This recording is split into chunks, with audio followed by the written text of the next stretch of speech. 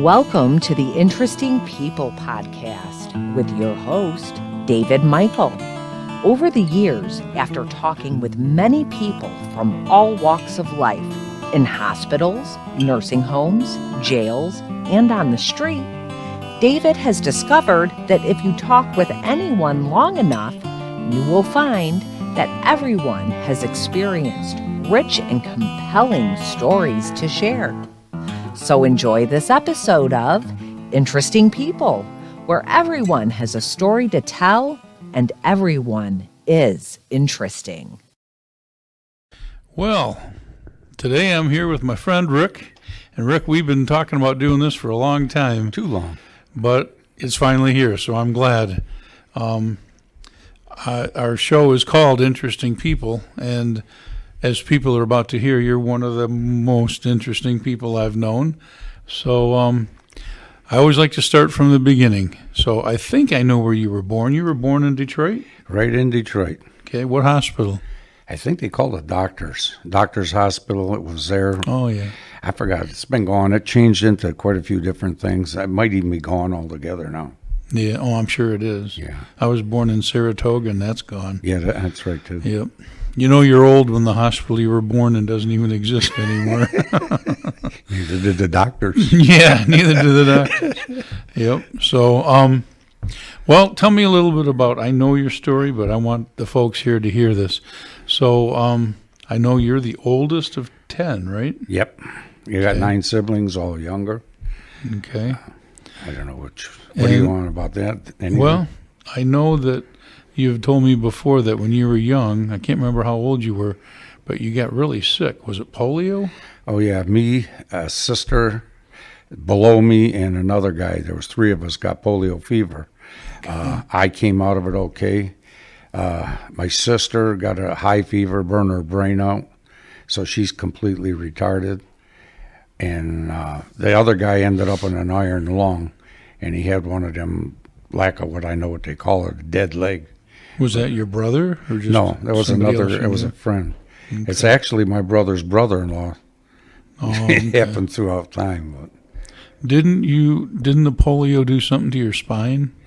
Well, they think, they do testing of some sort, and they said that they think the polio, what it did is what caused me to get this arthritis. Okay. And I've been fighting it for a lot of years, but now it's starting to win. Yeah, yep. And because this thing affected your sister's brain so much,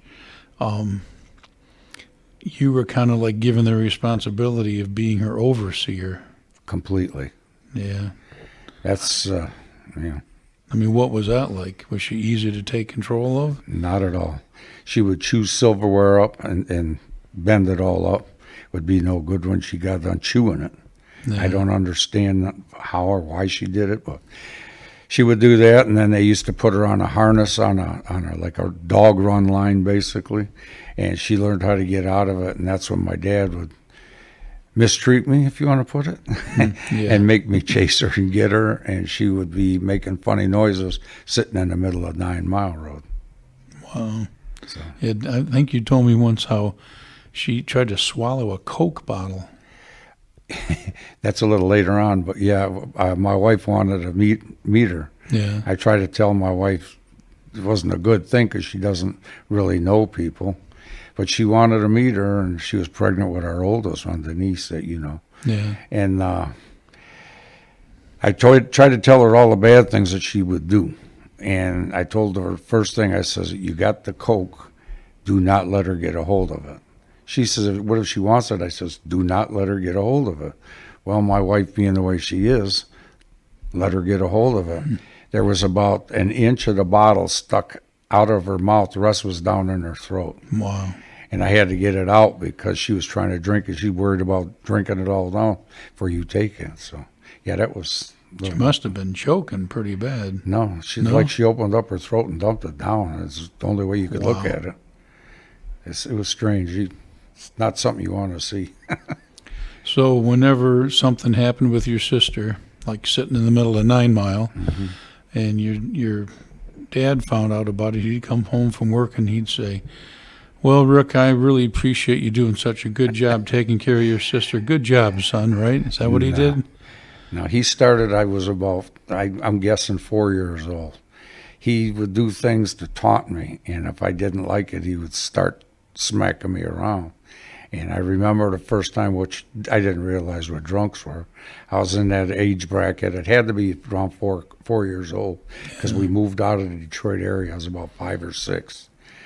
So anyway, he would blame me for whatever she did, and he would just, he started out, what you're talking about, he'd start just smack me around pretty good, and then it progressed.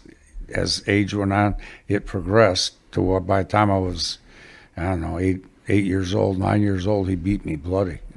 So Wow. it was a little rough. And what did your mom have to say about this? I mean, did she know what was going on? Oh yeah, she would try and patch me up so I could go to school in the morning. She didn't say nothing because most of the time, if he decided he'd beat her, he'd get me out of bed in the middle of the night, and I'd have to sit there with my mother. So I had to watch all that.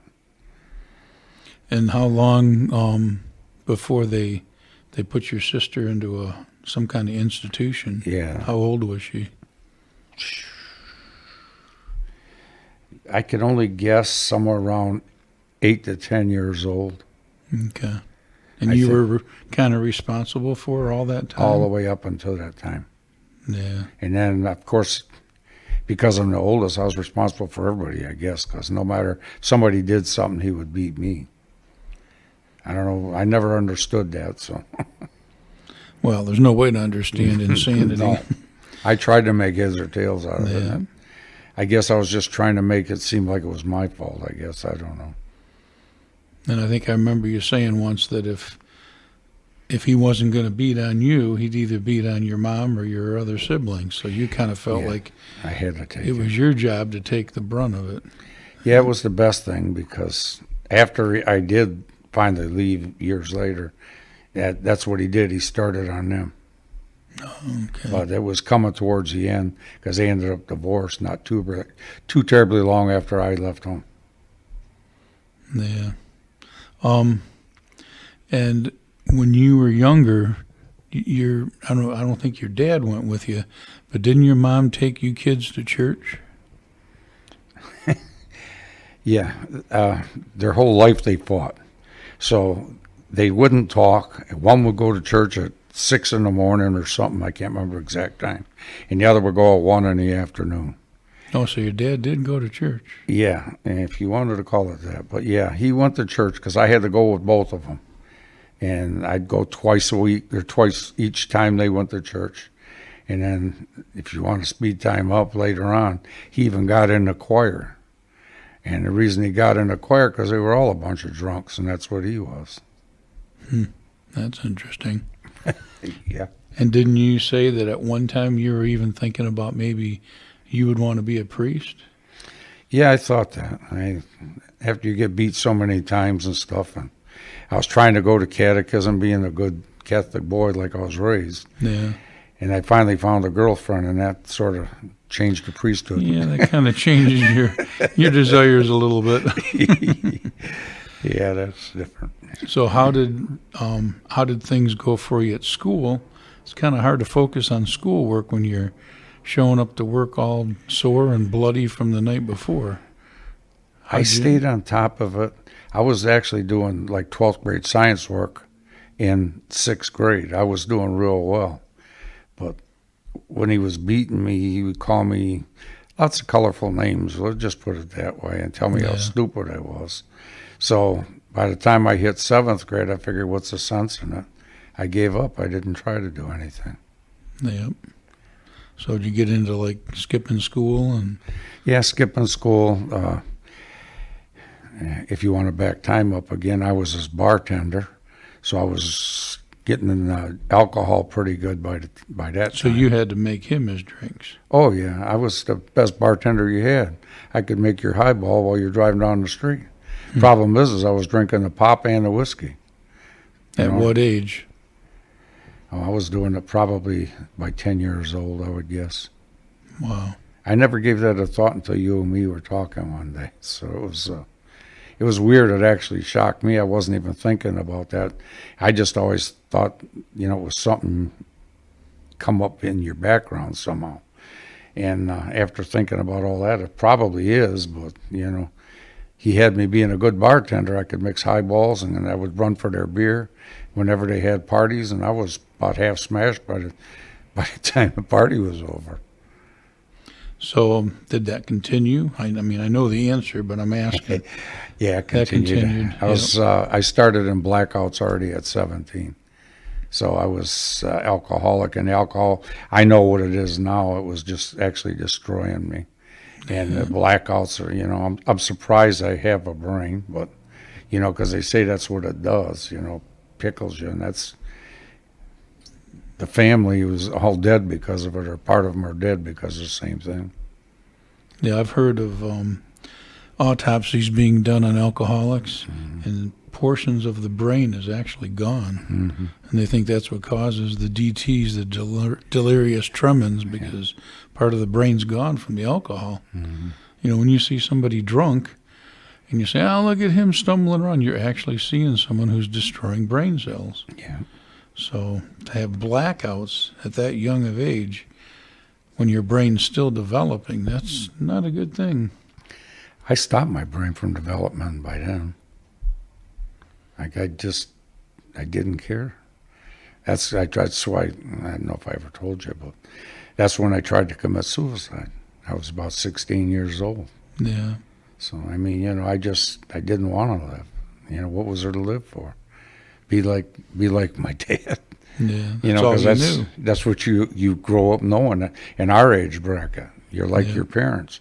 And I didn't have anything I wanted to be like, so and then with him beating me all the time, I got extremely violent anyway, so nothing was fun after a while.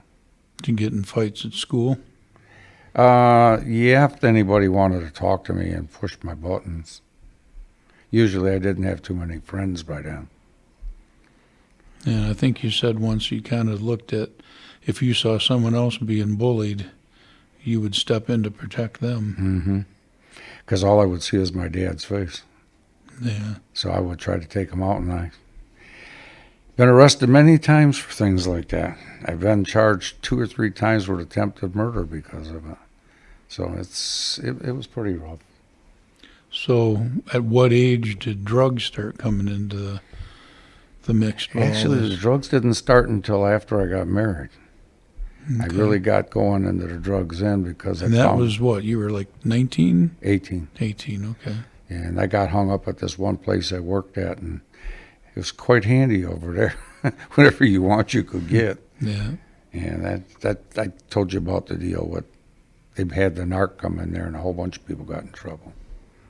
Do you feel like you want to talk about that, or? If you want, yeah. I was I guess you'd call it a mule now, but I was just a runner for the guy. I had the guy that was making the drugs. I knew him, and he made what we call clean drugs. And I used to deliver. And when he was getting busted, we knew a narc was in there. And I told him, I says, "I'm not going to run for you right now." I said, "I don't need this stuff." And he says, "Okay, that's all right." And then he told me that he had sold that guy X amount of PCP. And I said, "Are you nuts?" He says, "He ain't going to do nothing." I says, "I'm staying away from you, period. I don't want this." Well, by the time they went through that guy ended up in prison. I think about 6 guys got fired. It went from Indian Village to Pontiac to California. I didn't realize it was that big. He had made 1 pill press producing, second one just about producing, and the third one was being started when he got busted. He was really smart. He was a tool maker, and he knew how to do this stuff. So we had to go down to DEA, I believe it was, and they had my name and my number, but not well enough to get me in trouble. I was a little bit smarter, I guess. I don't know if you want to call it smarter. I say now, looking back, the Lord was with me then, because there's nothing smart about what I was doing. But I didn't go to jail. I didn't get nothing. Yeah. I know from times you've told me that a lot of the police departments in this area, they knew you pretty well. My wife, all she'd have to do is call, usually East Detroit, because East Detroit was locked up quite a bit.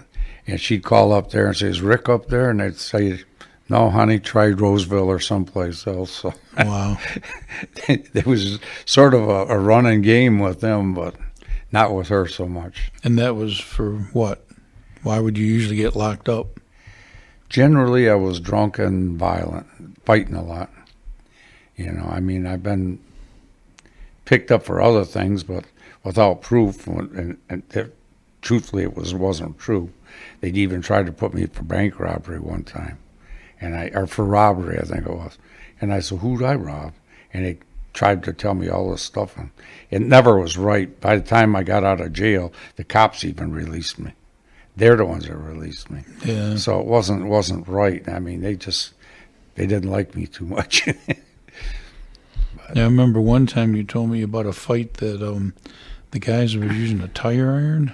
Oh yeah, I've done that a couple of times. But the one guy beat me with a tire iron, and like I say, I was a fighter. I got that wrench away, and when I got done with him, they arrested me for trying to kill him. That's how I got attempted murder. So I knew this whole system pretty well, obviously, by then.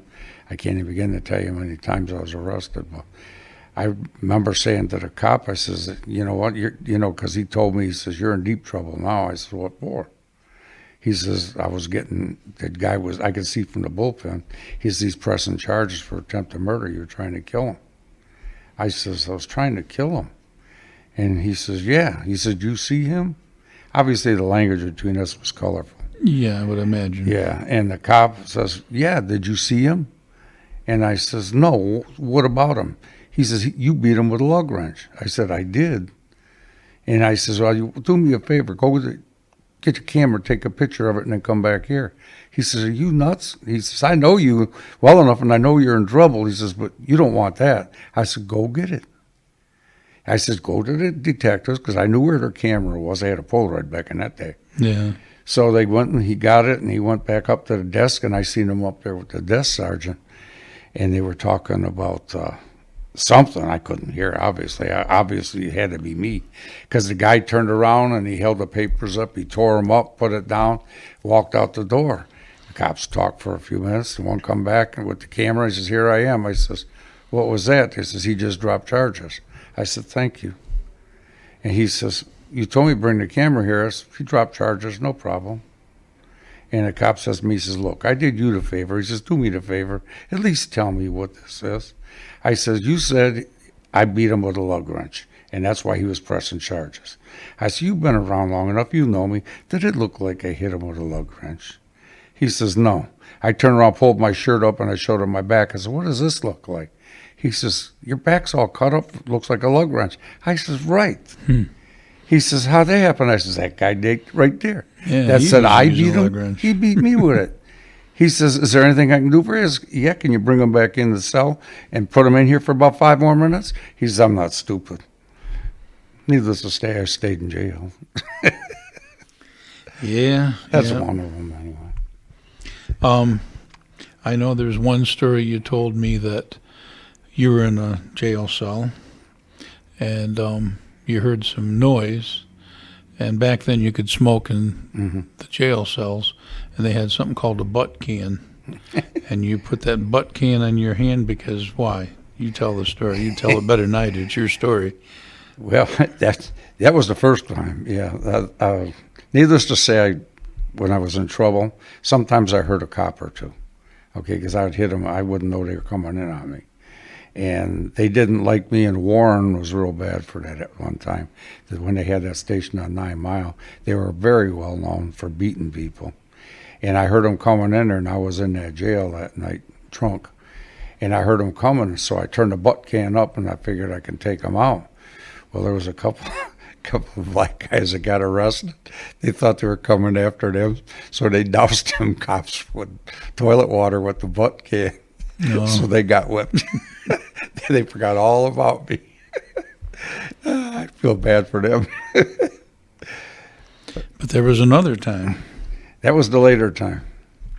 Yeah, that was, you talk about when I had my encounter? Yeah. Oh, I thought you were going back into the military thing. We can go there if you want. That's up to you. Well, you It's all part of it. I used to be, like I say, very violent, very prejudiced, very everything you can imagine, because I didn't have any good upbringing. Because the old man, he used me for a punching bag, so everything I knew was violence. You know, I used to watch him after he whipped my mother. I'd have to sit with her too, and that. So I decided one day to go into the military with my cousin, which was a dumb mistake. I got in there at 17, and I guess the best way to put it is I didn't quite work out in there because of my violence and my prejudiceness and all the stuff that did go on, in there, that I start going AWOL. And then the more they pushed me, because me and my cousin left, he got what they call an Article 15, and I got 4 months in jail. And I thought, oh, ain't this great? Because his dad's something other than my dad, because his dad was in the World War II. okay. And my dad, he never was nothing. I don't think he was ever in his beating on it. My Was your mother dad was. ever in the service? My dad, no. No. Okay. No, he didn't do anything good. So anyway, that went on like that, and then I was getting in trouble for inciting riots, and they were trying to put me away for 20 years. And I would, about the third time put in jail, I spent about a year in jail over in the military. By that time, I was supposed to, Carol was getting a little upset and listening to my mother. So she told me I better straighten up or she was going to leave, and I said bye, and I was supposed to go to California then. And I knew another guy, and I was actually going to join the Hells Angels. I think that's one of the parts you're talking about. But, Were you riding with any clubs around here? no, actually, I didn't ride any clubs around here. In fact, some of them thought I was crazy. That didn't make That's any sense. pretty bad when the clubs think you're Yeah, crazy. especially some of them are 1%ers. Yeah. And when they think you're crazy. And then I thought about some of the things I did. Like I was following one of them on a bike, and I didn't like him because I was drunk, and I thought, I'm not sitting back here. I did a wheelie past the whole length of them right through a red light on one wheel. I mean, they thought I was nuts. So, I mean, they didn't want me in there even. I'd be a liability. But anyway, that was that part. Well, from a young boy who's trying to take care of his sister who's mentally ill and thinking about going to church twice a day, thinking about being a priest, that's a long journey, all because of violence that all stemmed from what happened to you when you were a kid. Mm-hmm. Yeah, it did. I don't know. I look back at it a lot of times, and I sometimes think I wonder what life would have been had I had a regular upbringing. Oh, yeah. But, with the good Lord, because the good Lord's the one, that's where that other story you started to say, where he got a hold of me in that particular time, because there's just no way I could have just been, everybody says, well, it's a miracle. No, I don't really believe that, because of the times that I know that God talked to me. I didn't even believe in him. If that makes any sense, but I didn't believe in God, and I figured everything I knew was to take care of was only with violence. So the violence, I was just always, if you upset me, let's fight. I didn't care because I was a good street fighter. I mean, you couldn't do nothing with me because I was nuts. I mean, I was really crazy like that. And I think about it now, and I think, I don't know. It could only be God. And then What did you think when you were a kid going to church twice a day? I mean, you must have had some kind of inclination towards there's a God and having some kind of relationship with him, or didn't it even affect you at all? I hate to say it, raised Catholic, obviously, I'm not now. I really didn't know much about it. They always was pushing prayers and doing all this other stuff. They were more worried about you going in the closet over there, telling some priest over there what you did wrong. And boy, you had a lot to tell him. Yeah, and that's what I said. I said, I'm going to be out there praying for 6 months every time I go in there.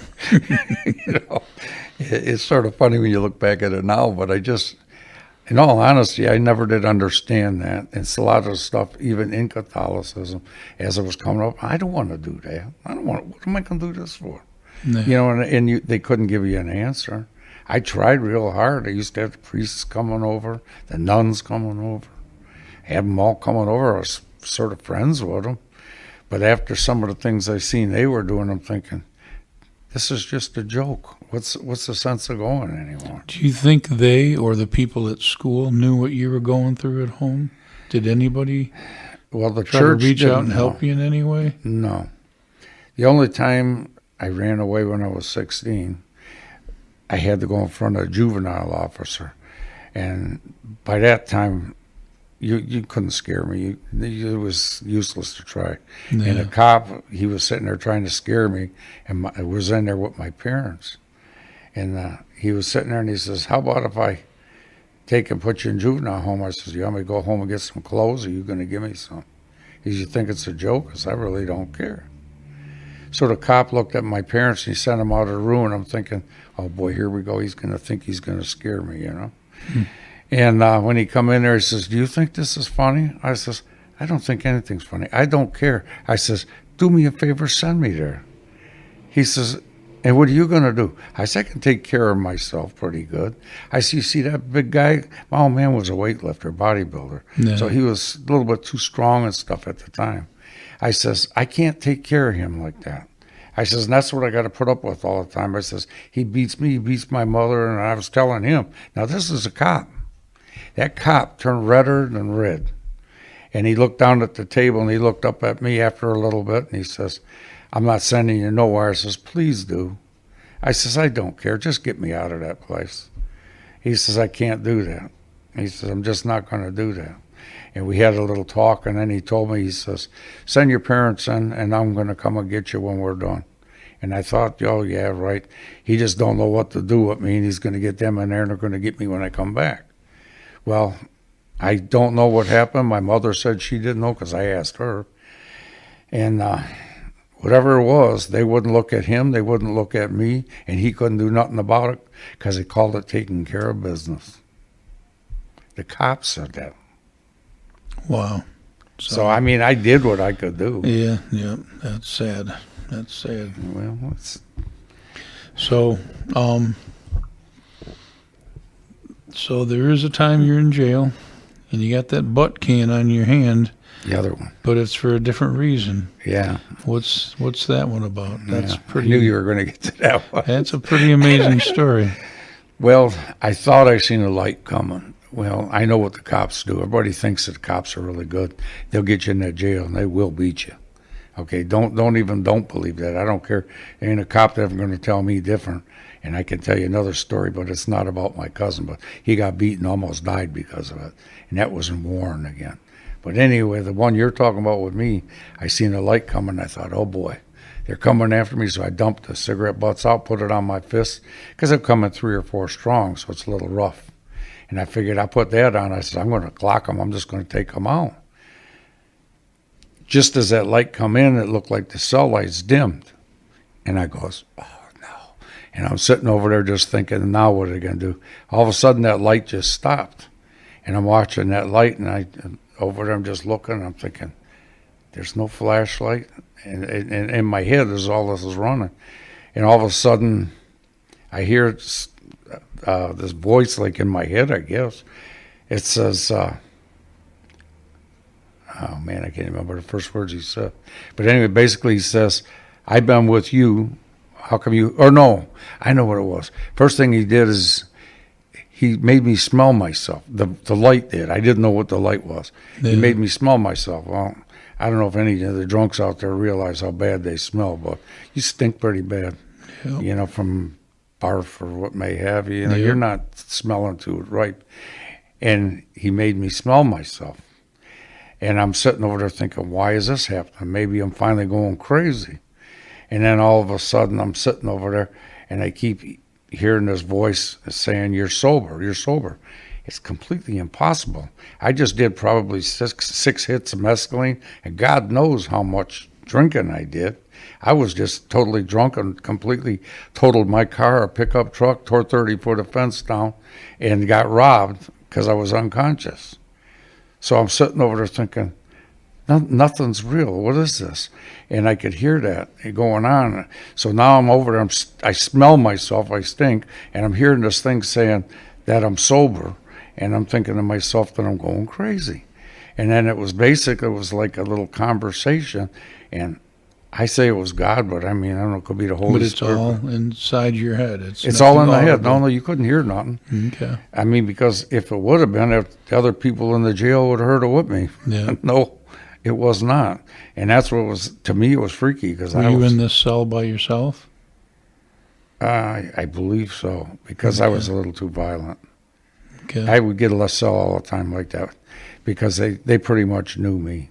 You wouldn't want to put me in there with somebody else. Okay. So what else? How does this conversation go on? The conversation, as we're going on, that's when I heard the voice say, "I've been with you, you haven't been with me." He says, this voice says, "If you don't follow me, you will surely die." And I could have swore a spear hit me in the chest. I swear to God it did. It felt like going right in my chest, and I sat over there. Did it knock you over? Or No, you I could was just standing there. physically feel it? Yeah, it did. It felt like it did. Yeah. It really did. It was weird. And I was sitting over there, and then all of a sudden, that light just disappeared and faded away. Well, I'm sitting in this jail, so I don't know what time it was. Obviously, you don't have clocks or nothing in there. I was sitting there the rest of the night into the morning until they come in the morning. They usually ask you want coffee or something to eat. I got coffee, and I had to go in front of a judge. Well, believe me, I could sit here and tell you today what you do in the courtroom when you go in there. You got to plead not guilty to go through the whole 9 yards. And I just sat over there, and I'm waiting there, and I got my coffee, and then they call my name, so then they hook you, and they put you in a car, and they take you over to the court. I get in the court, and I'm sitting there hooked up. And the guy that arrested me, I knew him, which was odd, but I knew the cop that it was. You know, and I hadn't seen him in years. And we was talking. He says something about, no, that come later. Yeah, because the first day was arraigning me.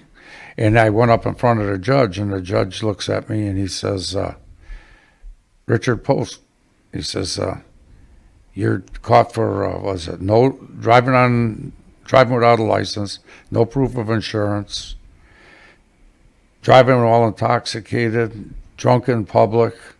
I can't remember everything that they charged me with. Yeah. So he says, what was you doing driving without a license? I says, well, when you asked me the first question, I told you I got in a wreck and somebody robbed me. I says, they took my wallet, so I didn't have a license with me. I said, I would have had they not taken my wallet. He says, huh. He says, your record don't show you lost your license. I says, I didn't. He says, no proof of insurance. Who's going to pay for that mess? I says, that mess is taken care of already. I says, they've already... Because I worked with the guy. I didn't know the guy lived there. The guy that I totaled his car, I worked with him. Didn't even know the guy lived there. But that you was ran into his house? This fence you took out was his house? No, there was 3 houses involved. Oh. I hit his car in front of You his did a house. good job. Yeah, I hit his car. It was a MG or a Triumph or something. I shoved it up to the next house underneath a pickup truck, and then I veered off and went across the street and tore 30-foot of fence down within about 6 inches of another car. Wow. So I took the windshield out with my forehead, and my steering wheel I broke with my chin. And that's why the door flew open. I was hanging out, and I was bleeding. And whoever robbed me must have thought I was dead, I guess. So they took my wallet. And there was some lady, I understood, come out of the house. She said, he's still bleeding. He's not dead. And she was wiping me. And then when the police cars started coming, they said I started swinging, and she had to get out of the way. So I tried to find her to thank her, but I never could. But anyway, after I went in for all of them charges, each one as he's going through it, I said, that's taken care of. And he goes, drunk in public, $50. That's what you got. That's what I got. But that day, from that day on, I got delivered. I got delivered from drugs and alcohol. And as bad as I was on that stuff, most people that know me think that's completely impossible. And the people you tell it to, they says, that can't happen. I said, I know it can't happen, but it did. You're living proof. Yeah. And I have a hard time believing it. It's like a movie or replay or something. I don't know. So what happened after that so you're now sober Yep. and you're married, of course, at this time. So how did your life change, in what ways? Maybe you should be asked Carol. It was because I hadn't been straight in so many years since I've been a kid. I didn't know how to act. Here I am married, sober, which I never normally was. I was drinking every day, or drinking and or drugs, both. And it took me, oh God, I bet you over 10 years before I could straighten up, start acting like a regular person. But How old were you at the time when that accident happened? You were in jail like that? Ballpark of 27. Oh, okay. Yeah, I was 27 because it was my youngest, Jason. When he was born, I was 29. Turned 30 right after he was born. He's the only one I was sober for when he was born. The rest of them, actually one of the 4 kids, I was actually in jail when Carol needed me to pick her up and bring her home. Wow. So that's why I say I got the best wife in the world. Yeah, I know her very well, and she's quite a lady. Yeah. You found a good one. Yeah, I did. Yeah, I can't. So, what did she say when you went home and told her this story? She just didn't believe it, but she told me later on. She said she was always praying for me. She wouldn't tell me that then because I just laughed at her. Because by that time I was so far out in left field. I mean, the devil probably wouldn't even want to hang around me much. But, when I told her that, she just looked at me and she'd say, yeah, I've heard that one before. Because I was going to quit 100 times. And I says, no, really? And she says, we'll see. Well, I drove her nuts because I didn't know what to do. And I actually still had beer in the refrigerator. She got so bad one day, she come out, she was holding that beer and walked out and handed me. She says, please drink this and leave me alone. Wow. Yeah, that's how bad it was. And I got so upset, I grabbed the beer from her. I was shaking. I wanted to hit her with it, to be honest with you. I went over there and opened up every one of them, down the drain, dumped it down the drain, and said, don't never do that to me again. She never did, and it took a few more years before I straightened up. I didn't know how to act. Well, you never had a chance to. No. You've been fighting since you were a kid. Yeah. Since I can remember ballpark saying 4 years old, but I just knew nothing but violence. So. Yeah. So, you're married, you got 4 kids, you're now trying to become what people call normal. So, I remember you saying once you used to drop Carol off and say, go to church and sing your silly little songs. Yeah. Yeah, she wanted to go to church. I say, okay, we only have one car. She said, you coming in? Nope, I'm going to Big Boys. I'm going to get something to eat. I'll be back. Maybe. Yeah. I used to tell her that maybe. Go out and get breakfast and then come back. So what made you change where you were thinking, yeah, maybe I'll go in there and try it out sometime? Well, I tried it out. I forgot the name of the church now. Zion. Oh, okay. Yeah, when they were at their old place. Yep. And somebody there was speaking. And I got interested, and she was in the hospital, one of the kids. And I told her I had to leave because I want to go back and hear the rest of the story. So something was catching me probably in that time frame. And after that, I wouldn't go with her. But one thing led to another, and then I ended up at Washington. That's because the pastor moved in next door. A lot of people think that was a good thing. I didn't, but it ended up a good thing in the long run. Yeah. Now, when you were going through, the drinking, and then when you were starting to try to recover from all that, you were still working full time. I mean, you're married, you got 4 kids, you had to work, and I know you're a hard worker. Mm-hmm. So wasn't it kind of hard to work when you were intoxicated or stoned? Or not at all. I was used to it. I was drunk all the time. actually blended in well with the place I worked on. It was a lot of drugs and a lot of alcohol in there all the time. And I was actually a welder for a short period, couple of years, 3-4 years at that place. I used to weld little pockets under their table so they keep the bottles in, and the company knew it.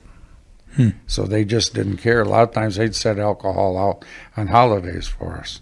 So it was just normal. Yep. You were, I remember you were saying once that you were trying to stay straight and sober, but, you were around that all the time. And it's like the kind of jobs you had, even though you were intoxicated like that, you were an electrician. You were doing things that take a lot of mental capability, and you're doing all this while you're stoned. Mm-hmm. And I'll be honest with you, I don't know how you did what you did. Well, if you want my honest opinion, the good Lord only did it. Because, I was sitting there. If anybody knows what punch presses are, did you ever work with punch presses? I haven't worked them, but I know what they are. Yeah, I've been around them. I was repairing them, so I could tear them things apart and put them back together. Yeah. Smaller ones, bigger ones, I worked on it and could take them to a point, tear them down. But I would put my hand in it, stoned, push the button to pull my hand out and play a joke because I was so high, and then go back and look at the press and don't know how in the world I could have possibly moved that fast. That's amazing. Yeah, that's nuts. Virtually impossible. That's what I say. Yeah. That's why I say it was the Lord that did it. You couldn't have made me believe that back then, but, looking back at it now, it can't be nothing but that, because I just had a death wish. That's one thing we skipped over. I actually tried to commit suicide at 16. Do you mind talking about that? It's what not happened? much. What triggered it to get you to that point? I just didn't want to live no more. I just had it, and I just thought that it's better off to be dead. So and for some reason, I remember this accident, and what happened, it was a big giant tree. And I remember that tree, and I remember these two cars were racing, and a Corvette hit it, and they took it out in 3 wreckers. Of course, the guy didn't live. This tree was huge. Yeah. Tore the bark off it a little bit. And I headed for that tree. I was doing about 80, 90 miles an hour. When I turned up in that, because I was going ahead for that tree, I remember turning towards it, feel a bump, and next thing I know, I'm going down the street, and the car's still going straight, and I'm thinking, how in the heck did that happen?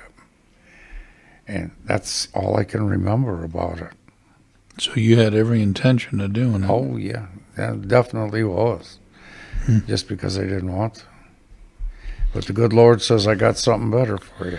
Yeah, he's not done with you yet. I guess not. Speaking of cars and that kind of thing, you had a very interesting story, jumping ahead a few years. I think I had just met you when this incident happened, and I'll let you tell the story, but something flew through your windshield. Oh, yeah. I was in a rush. I can't remember what the situation was. But anyway, I was going down the road, and I drive a little fast most of the time, at that time anyway. I can't believe that.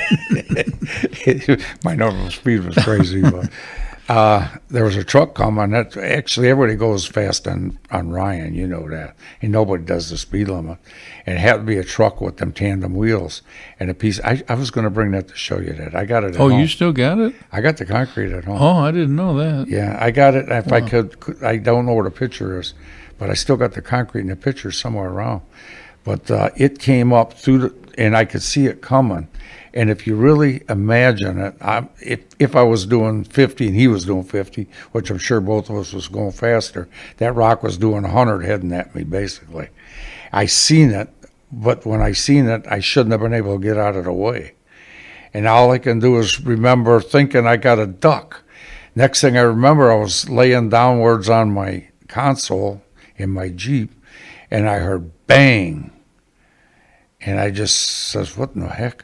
I realized I had my hand on the bottom of the steering wheel, my foot on the brake, so I slowed it up, looked up, and there's a hole right where my head was. Did you have your seatbelt on? Yeah. And it was a shoulder harness? It's a shoulder harness and all in that Jeep. Okay. And I'm sitting over there and looking at it and wondering, what in the world? Wonder what happened. And I turned around and I looked. I didn't see the rock in the car, and I'm looking through the car.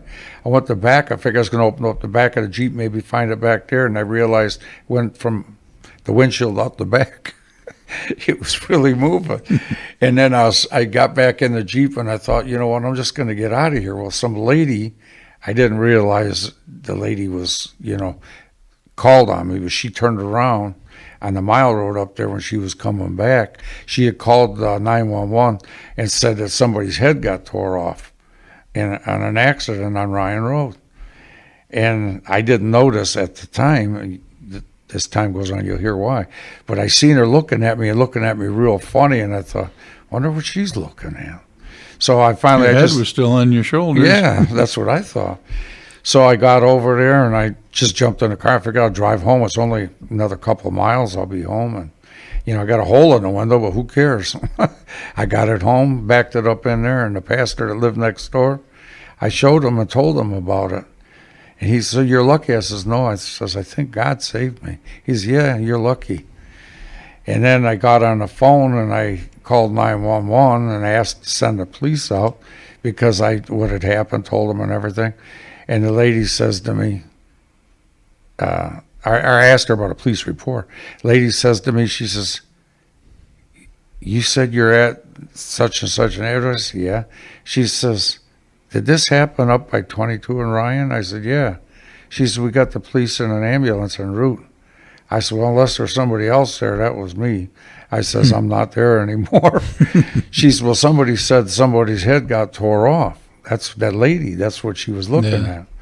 And I sat there and I thought about it after a while, and I thought, what is she, crazy? Well, then I got back in the car, and I'm looking at where the hole went through was right where my head was. Slapped my seatbelt on, and I went to go down. I couldn't go down. You tell me. Yeah, with a seatbelt like that, you can't. You're locked in place. I have no idea what happened. Maybe she did. But I'm going through all of this, and then I called, our friend that had the collision shop. Yeah. Asked him how to go about getting the window, and he told me, and I called and was doing it. And Carol come in screaming and hollering, and I says, what are you hollering about? Wait till I get off the phone. So she says, I got off the phone. I says, what is wrong? Why are you coming screaming? You see him standing there. Are you all right? I says, doesn't it look like it? No. And she ran back, and our oldest was out there, Denise. She says, he's here. I'm sitting there thinking, what in the world? Well, I backed the car in. It looked like a wrecker backed it in, and everything was busted out. They didn't realize that, I was okay. Oh, okay. So I'm looking at Denise saying, you all right? You all right? I says, you're as bad as your mother. Don't I look all right? She says, no. And they both walked me into the mirror. My face was black and had glass sticking out all over. I mean, That's I scared amazing. myself when I looked in there. So they had to take me to the doctor. I had glass in my eyes and stuff, so they had to clean it all out. So when you look where that hole came through the windshield, It's got me baffled. it should have went right through your head. Exactly. And something happened to the point where that much glass stuck in your face. That's what I keep saying. I don't know. I can't tell you.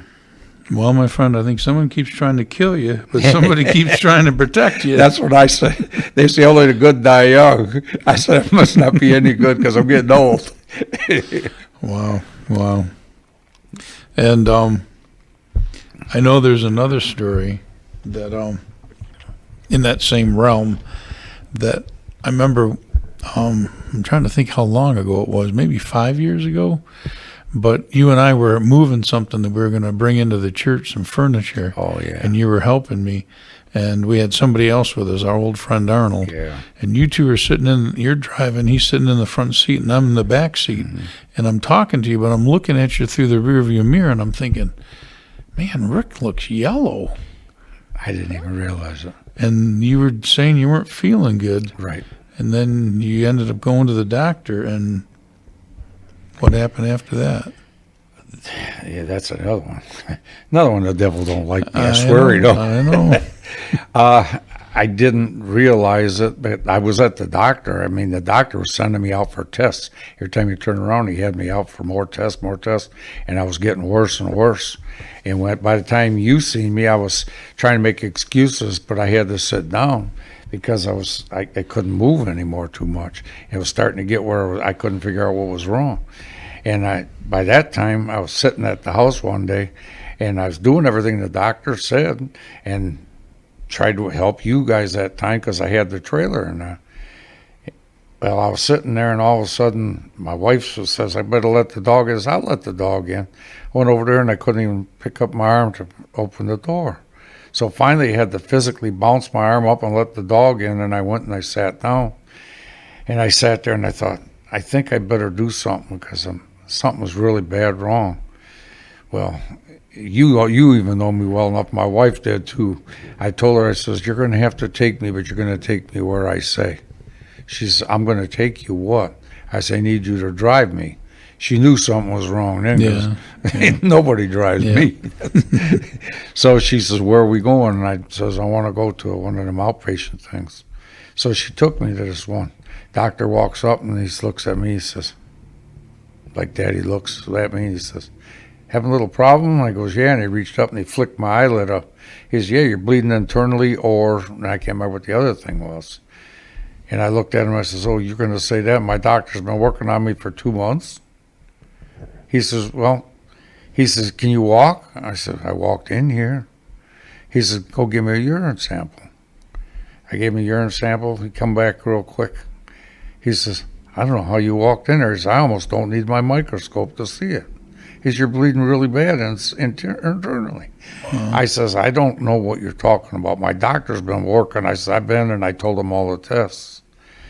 And he says, "I'm calling an ambulance and we're going to send you up to St. Joe." I said, "No, you're not." He looked at me and said, "Do you know how sick you are?" I said, "I don't care." And because I'm stubborn. No, I didn't know that about you. So he says, "Okay, where do you want to go and what do you want to do?" I said, "I'll go to Beaumont and I'll have my wife drive me." So he told Carol, he says, "Go get your car, bring it to the door. Now I'm going to put your husband in there." I says, "I'm making a call." He says, "You're going to go directly there." And I smiled at Carol. I says, "I'll be walking out myself." And sure enough, he disappeared and come back that quick. And I wouldn't know what he did, but he made the phone call. I found that out. And he wheeled me out in a wheelchair, put me in the car, and he told Carol again, he says, "Directly to the hospital. Don't listen to nothing he says."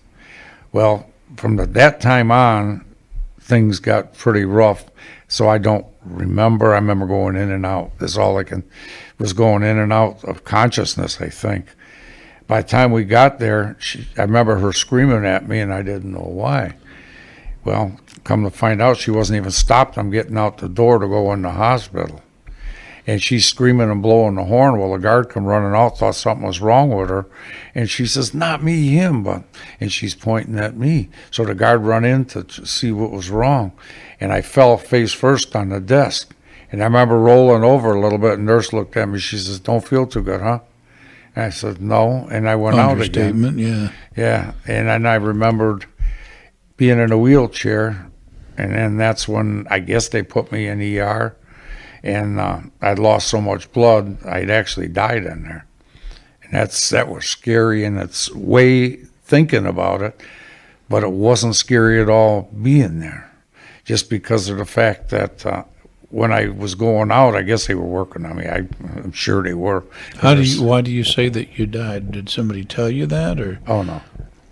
So how do you? Well, because I'm in pain a lot. You know that because you know me well enough. And I was in a lot of pain. All of a sudden, I was like, no pain.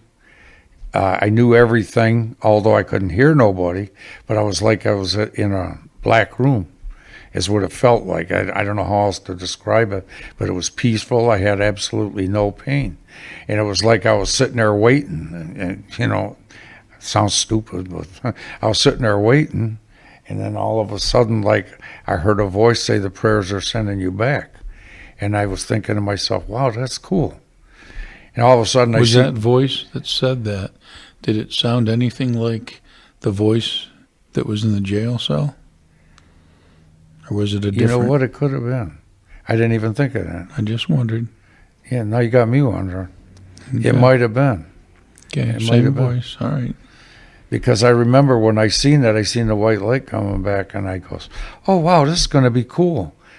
Just as that White Lake come in, I don't know what told me, but all of a sudden I took a deep breath, and I was just, oh, this ain't going to be good. So, needless to say, the pain come in, and it got pretty rough. Pretty rough. I know I was there when, shortly after you just came Yeah. back, and the look on your face, like, you know, like when you look at somebody who has just experienced something or been somewhere that was like life-changing.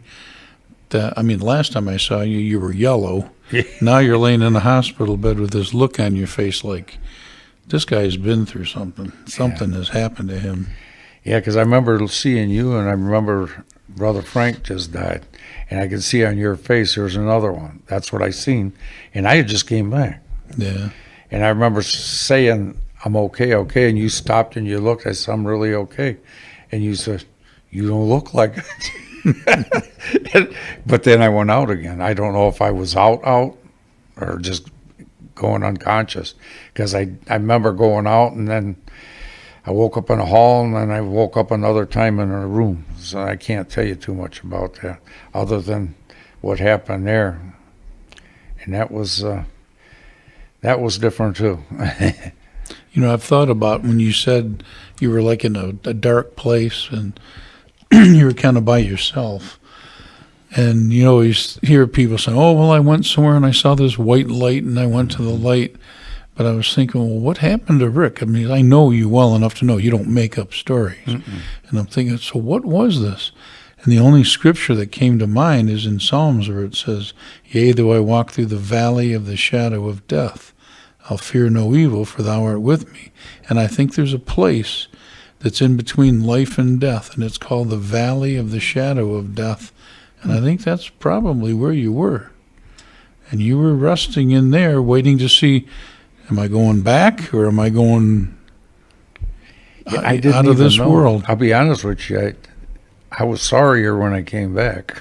Yeah. I hate to say that because of the pain. You know, the pain is rough, and that pain that day was really bad.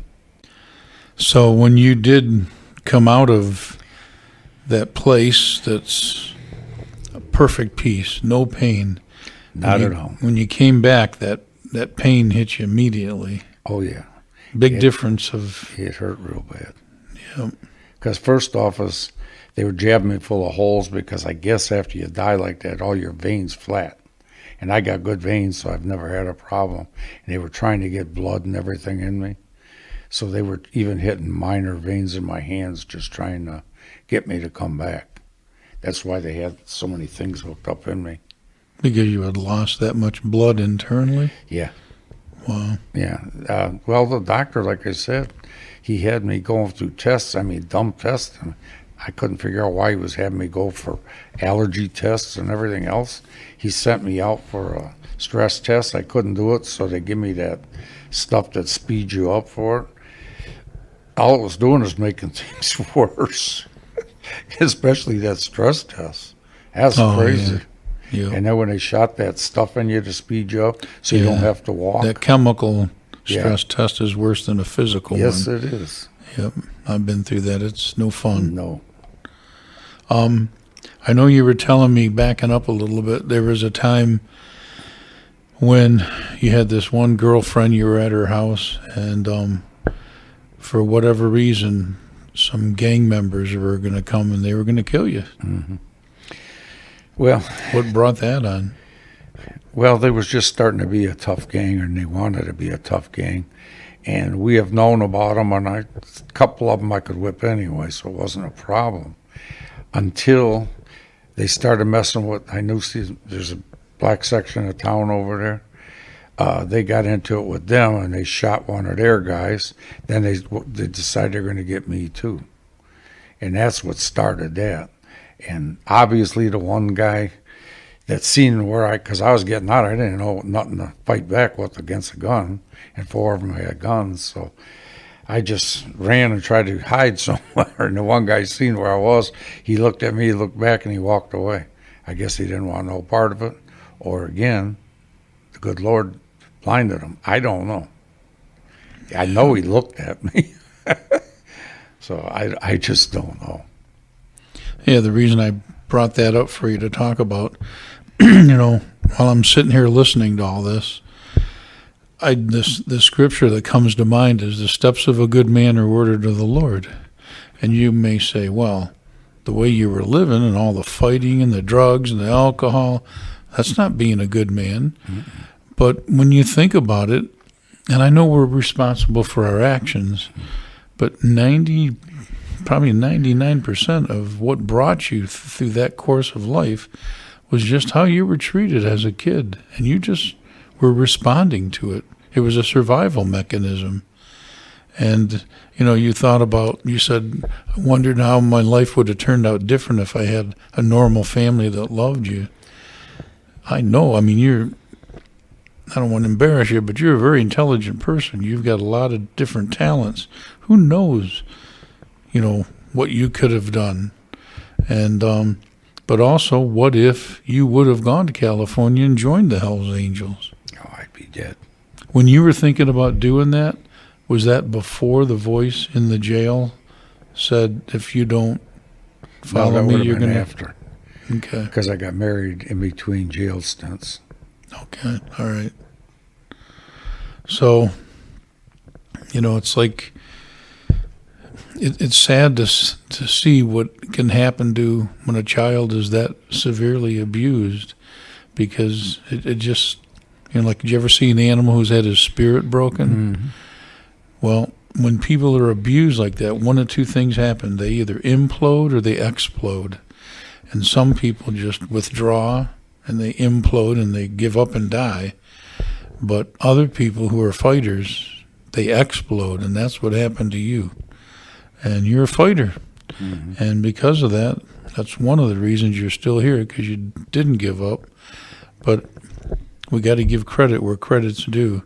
Exactly. There's somebody who is watching over you. Yep. And God's not done with you yet. So I always end my shows with this question. Let's play a game. We'll pretend that everybody, they say there's between 7 and 8 billion people on the planet. Let's say somehow 8 billion people are listening right now. So with what you've been through, and I know you have 4 kids. How many grandkids you got? 13 and 3 greats. 3 great grandkids. So you've been around the block. Mm-hmm. You've seen a thing or two. So if you had a message to share with everybody in the whole world, it may be, don't eat too many White Castles, or it might be the Sermon on the Mount. I don't know what it is. I don't want to put words in your mouth. But that's one thing I appreciate about knowing you all these years, is that you always know where you stand with you, because you're not going to pull any punches. You're just going to be honest. You're an honest person. If you don't like it, well, too bad, but I know where you're coming from. So what would you say to the entire planet, everyone that's, maybe one person's listened to this, or maybe 1 million, I don't know. What would you say? What's your message to them? Yeah, you could do a whole bunch of that, but like you say, the number one is you don't give up. Number two, actually number one, I would have to say give credit to God, because I honestly, looking back on everything, I know there's no way I could have done any of this. Even like you say, I got a lot of talents. I only got the talents the good Lord gave me. And you can't give up. Giving up, that means somebody else won. Yeah. So you can't give up. There's no such thing as giving up. If you give up, that means you're giving up on life. And you couldn't be a good husband or a father or anything else. And what are you good for? I was already good for nothing for a lot of years. So, the best thing to do is, I would say, to give your life to the Lord, because that was the best thing that ever happened to me. I'd never been so happy in my life, until that time. Took me a while to get used to it. It's not like you turn on a light switch. But boy, the longer you're, doing your thing, like coming here, I came to your church thinking I'd be here for 1 or 2 weeks and leave again. And how many years is that now? 20, whatever? 25. It's been a long time. Yeah.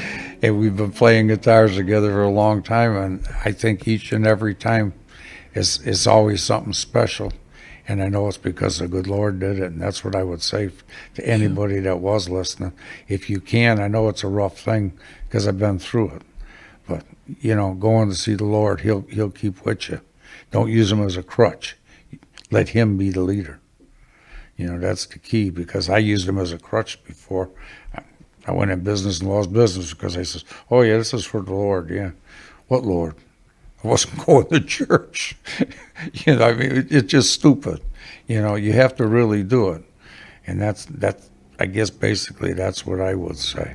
I don't know how else I could put it, We both have a mutual friend, Dr. Mark. Mm-hmm. And one thing that I always remember, he said that what he looks for in people is changed lives, because anybody can talk the talk. Mm-hmm. But when you walk the walk and you see somebody's life that has changed, and to me, one of the greatest signs that your life changed is this man who so severely, and I can't even think of the right words, just horrendously abused you. Mm-hmm. Later in your life and later in his life, you had him come to your house, and you were good to him, and you took care of him at times when he needed somebody. And when he died, even get to that part, yeah. And when he died, you had a fairly good relationship with him, even though you could have just said, I want nothing to do with you, good bum, what you've done to me. But that takes a changed life to want to embrace your abuser. Mm-hmm. And, you had him around your kids, your wife, and that says a lot. That says a lot. Yeah, well, that part too, I scared him because he used to beat me, and I threatened him too, though.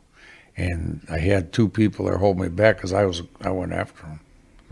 So, it wasn't exactly fun and games when it started, but it lead it back to God and my wife.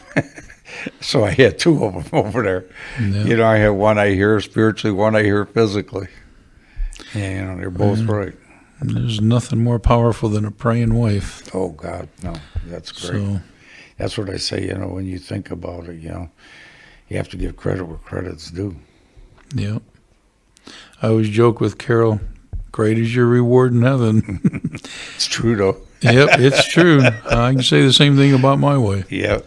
So, well, Rick, I'm really glad that you were able and willing to share all this. And I know it's going to touch somebody. I hope so. And if anybody else is out there listening and they've gone through even a fraction of what you've gone through, listen to what Rick said. Don't give up. There's hope. And he's made it through. God's no respecter of persons. If he'll help Rick, I know he'll help you. So don't give up. Thanks for listening, folks. See you next time on Interesting People.